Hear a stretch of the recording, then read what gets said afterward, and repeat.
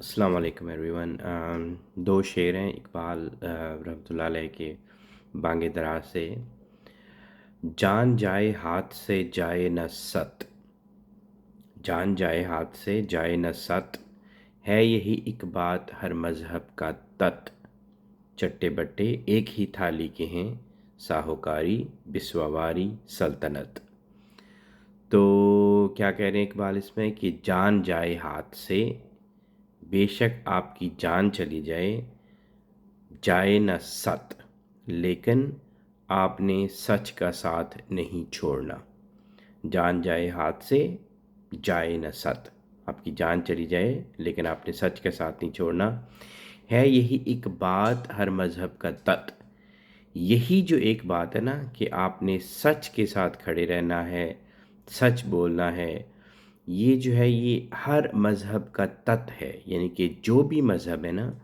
ان کی جو بیس ہے، ان کی جو اساس ہے جس کے اوپر وہ قائم ہے، وہ یہ ایک بات ہے، وہ یہ ایک بات ہے کہ سچ کا ساتھ نہیں چھوڑنا، سچ کے اوپر قائم رہنا ہے۔ ٹھیک ہے،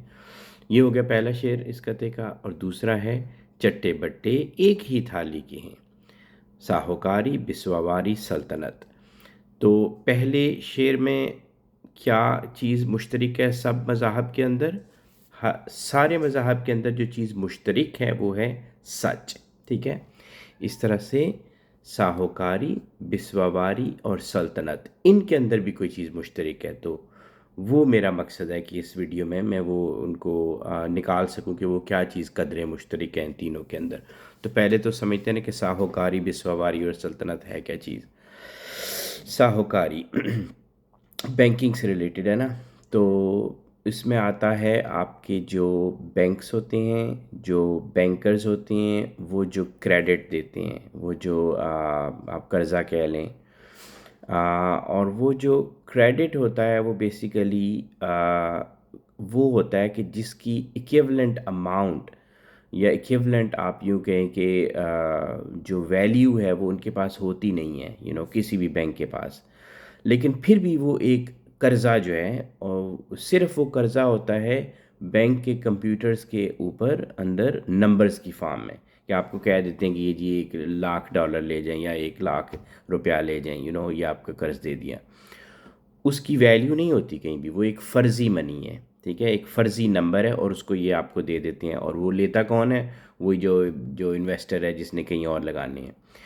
تو اس طرح سے یہ انویسٹر، ٹھیک ہے، اور سرمایہ دار اور یہ جو بینکر ہیں مل کے،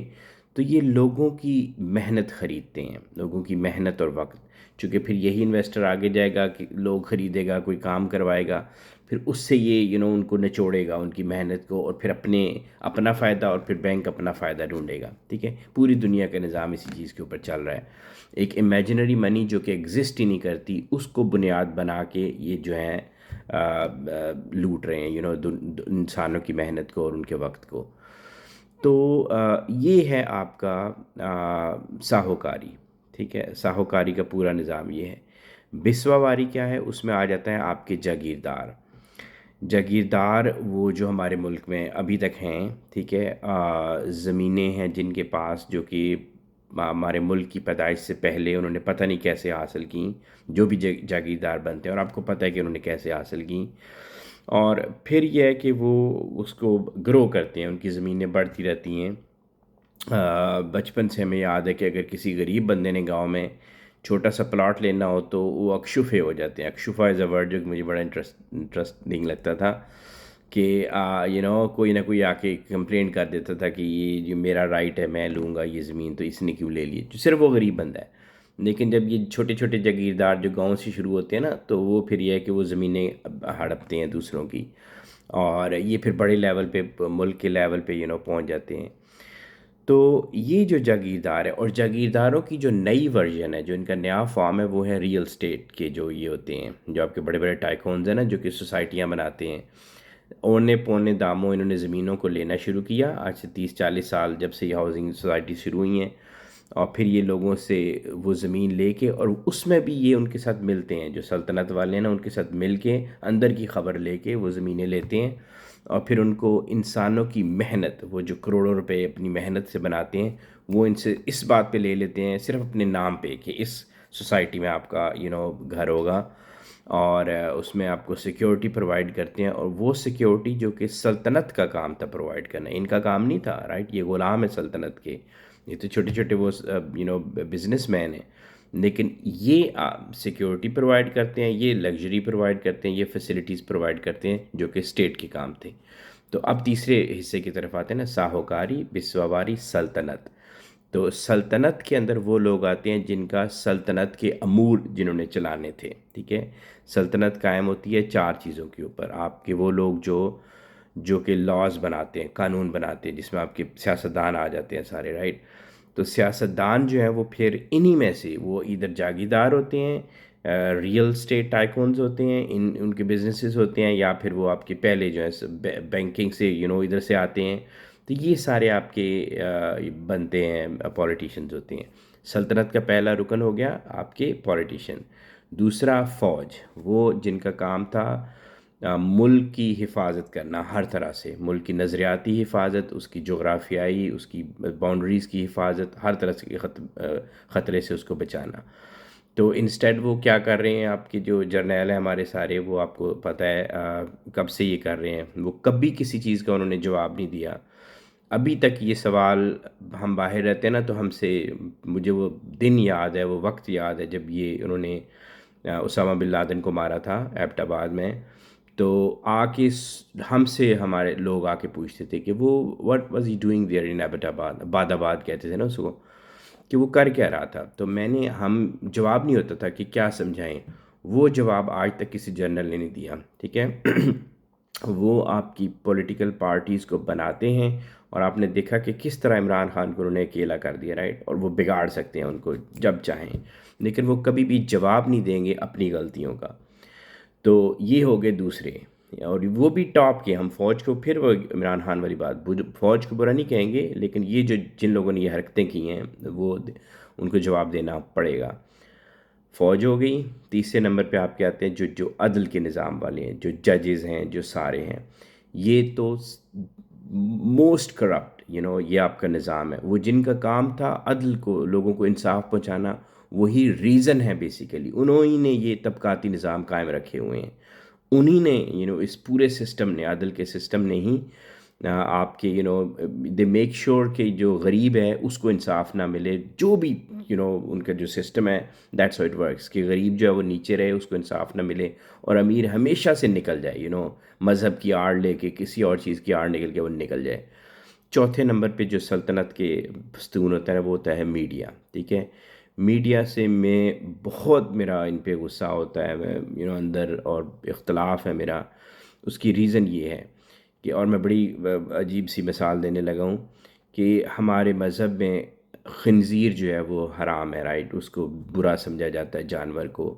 اور اس کے جو بتائی جاتی ہیں جو باتیں ہیں وہ یہی ہیں کہ وہ گندا ہے، گندگی کھاتے ہیں، اور اور پھر اس کا جو میٹنگ کا پروسیس ہوتا ہے ان کا، اس میں جو مادہ ہے اور پھر جو نر ہیں وہ ایک لائن بنا کے کھڑے ہو جاتے ہیں، اور باری باری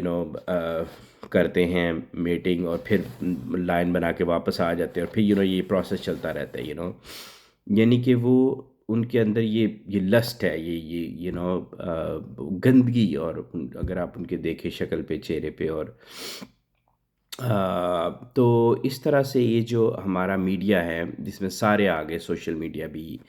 تو یہ کرتے یہ ہیں کہ جو خبر ہوتی ہے نا، خبر جو کہ جس کے بارے میں یہ جو ہمیں بتایا گیا ہے کہ اس کی تحقیق کر لو before you share it forward, اس میں ہم سب لوگ آتے ہیں کہ اس کو آگے پہنچانے سے پہلے تحقیق کر لو، کہ کیا وہ سچ بھی تھی کہ نہیں تھی۔ لیکن بالکل یہ جس طرح میں نے کہا خنزیر صفت، وہ خنزیر صفت کیا ہے کہ یہ خبر کے اوپر وہ یہ اس ٹرنز لیتے ہیں، صبح سے لے کے رات تک اس خبر کے اوپر ٹرنز لیتے ہیں جو کہ غلط ہوتی ہے، اور خبر کی بو سونگھتے ہوئے وہاں تک پہنچتے ہیں۔ خبر آتی نہیں ہے ان کے پاس، بو سونگھتے ہوئے وہاں جاتے ہیں، غلط خبر لیتے ہیں، اور اس کے اوپر ٹرنز لیتے ہیں صبح سے لے کے رات تک، اور پیچھے میوزک بجتا رہتا ہے ایڈز کی فارم میں، رائٹ؟ تو دیٹس یور میڈیا۔ تو یہ جو سلطنت کے چار ستون ہیں، ٹھیک ہے، یہ ہو گئے، اور پھر آپ کا جو بینکنگ کا نظام ہے، اور وہ جو جاگیردار ہے، ان چاروں کے اندر بھی ایک چیز مشترک ہے، وہ اقبال کہہ رہے ہیں چٹے بٹے ایک ہی تھالی کے ہیں، ساہوکاری بسواری سلطنت۔ تو اب آپ مجھے بتائیں کہ ان کے اندر کیا چیز مشترک ہے؟ ٹھیک ہے، ان کے اندر مشترک ہے جھوٹ، جس طرح مذاہب کے اندر سچ تھا نا مشترک، ان کے اندر ہے جھوٹ، منافقت، دوا۔ ٹھیک ہے، مذہب کے جو آپ کہہ سکتے ہیں کہ سچ کے اوپر تو قائم ہے لیکن لوگ مذہب پہ عمل نہیں کرتے، تو لیکن آپ وہاں پہ لوگوں کو پرسنل سپیس، ہمارا اسلام دیتا ہے لوگوں کو پرسنل سپیس کہ آپ مذہب کے اوپر ان کو دیں کہ پرسنل سپیس دی جا سکتی ہے، لیکن ان چاروں کو جب یہ جھوٹ کے اوپر اکٹھے ہو جائے نا تو ان کو پرسنل سپیس نہیں دی جا سکتی، چونکہ اگر ان کو پرسنل سپیس دی جائے، یعنی کہ یہ جو چاروں ہیں، بینکنگ والے، جاگیردار اور آپ کے سلطنت کے امور چلانے والے، جب یہ جھوٹ کے اوپر اکٹھے ہو جائے نا، ان کو پرسنل سپیس نہیں دی جا سکتی، چونکہ پھر کیا ہوتا ہے، پھر آپ کے 500 لوگ 600 لوگ کشتیوں میں جاتے ہیں مصر سے وہاں اٹلی تک جانے کے لیے، اور ان کی کشتیوں کو جان بوجھ کے ڈبو دیا جاتا ہے، اور یہ ہوتا رہتا ہے، یہ ہوتا رہتا ہے، رائٹ، یہ رکتا نہیں ہے کبھی بھی۔ تو ایک نتیجہ اس کا یہ ہوتا ہے ان کو پرسنل سپیس دینے کا، کہ آپ کے بچے اس طرح مرتے ہیں، اس طرح شہید ہوتے ہیں، ٹھیک ہے۔ اس کے علاوہ آپ کے بچوں کی سٹنٹڈ گروتھ ہوتی ہے، ٹھیک ہے، ان کی جو ذہنی گروتھ ہے وہ رک جاتی ہے، ان کے اندر نشو و نما نہیں ہو پاتی، ان کے اندر نئی چیزیں وہ نہیں سیکھ پاتے، ان کے قد چھوٹے رہتے ہیں، ٹھیک ہے، اور وہ دنیا میں اور ان کو حقارت سے دیکھا جاتا ہے، ٹھیک ہے۔ تو اس لیے ان لوگوں کو، ساہوکاری کو، بسواواری کو اور سلطنت کو، ہمیں ان کے جھوٹ اور مکر کو ان کے منہ پہ کہنا اور ان کو توڑنا، ان کے گٹھ جوڑ کو توڑنا، یہ ہم مسلمان کا، آپ کہیں کہ فرض ہے، مسلمانوں کا فرض ہے یہ، اور ہم پاکستانیوں کا اسپیشلی۔ چلیں اب بتائیے گا کہ میں نے اس کی صحیح تشریح کی کہ نہیں۔